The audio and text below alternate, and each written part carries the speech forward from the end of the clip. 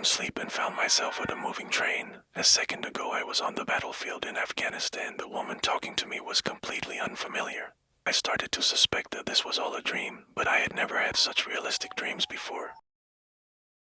At that moment, the conductor came to check the tickets. Before I could react, the woman pulled a ticket right out of the pocket of my jacket. Listening to her repeatedly call me Sean, I finally couldn't take it. You seem to think you know me, but I don't know who you are. My name is Captain Coulter Stevens.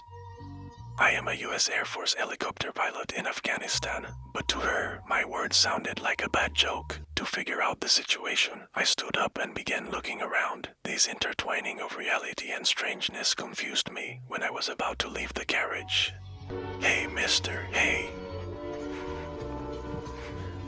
That young man called out not to me, but to the passenger ahead who had dropped a wallet. From him, I learned that this train is heading to Chicago. When I returned to my seat and sat down, what I saw made my hair stand on end. The reflection in the window was not my face at all. Did you see? "Sean, you scare me." Unable to find an explanation, I rushed to the restroom. I didn't look in the mirror right away. First, I closed the door, then took a deep breath. Oh no, no, no, no, no, no, no, no. I took out my wallet and checked the documents inside. I really was Sean, a local teacher, but how could I not know my own name and face? My strange behavior clearly alarmed that woman when a passing train went by us. "Look at me.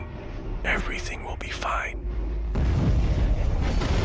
She didn't have time to finish. The whole train suddenly exploded. In that incredibly real pain and flame, I woke up again in an unfamiliar place.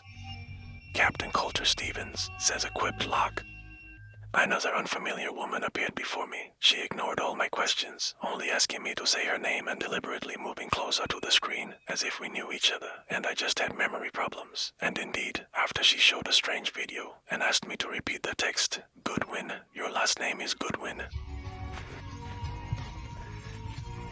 But I still had many questions. When I returned from the combat zone to America, what is this device I'm trapped in? But Goodwin didn't answer any questions. She just told me to get ready to go back and find out who planted and detonated the bomb. And then I woke up on the train again. The same unfamiliar woman in front of me, saying the same words as before. The same passenger spilled coffee on my legs. Even the feeling of reality was exactly the same. I couldn't resist and tried to touch her to see if she was real, but I was interrupted by the conductor checking tickets.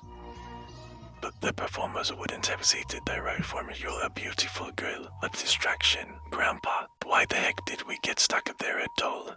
I quickly identified one suspect. After all, the more a person worries about time, the more likely they are a terrorist. But when I was about to interrogate him, the woman stopped me.